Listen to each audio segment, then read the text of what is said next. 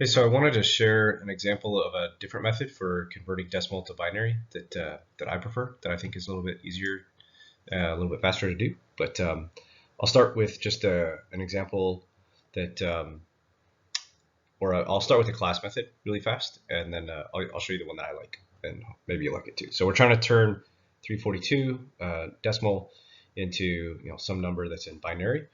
And so the method that we did in class was to figure out the largest power of 2 that fits in there, which is 2 to the 8th.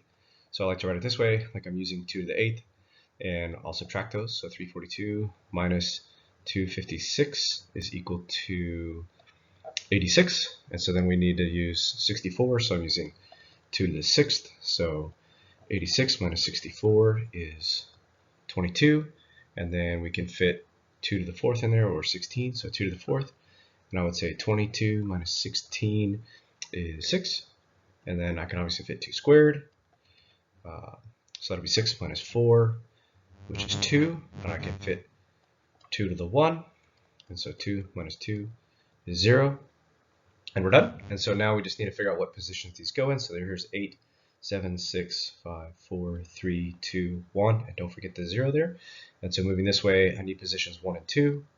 1 and 2, 3, 4, 5, 6, 7, 8, and then I can fill in the zeros. So that's the method that we did in class, and then the one that I like to use is a little bit different. And so we'll start with 342, and I'm just looking for multiples of 2, right? So the biggest number I can multiply by 2, that gives me a remainder of 0 or 1. So in this first case, that number is 171. So 2 times 171 is actually going to give me 342. So I add a remainder of 0. And then I take this number down, right? So I take 171 down, and I try to figure out what I can fit in there. And so 85 is the biggest number I can get. That's going to give me 170. And then I'll add a remainder of 1. And then I'll take 85 down. And I'll do, again, the biggest multiple of 2 that can fit there, which is 42. And that comes with a remainder of 1.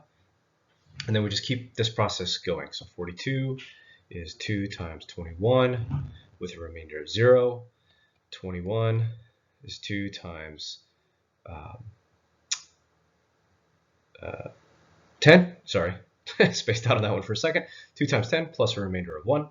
I'll bring the 10 down, which is 2 times 5 plus a remainder of 0.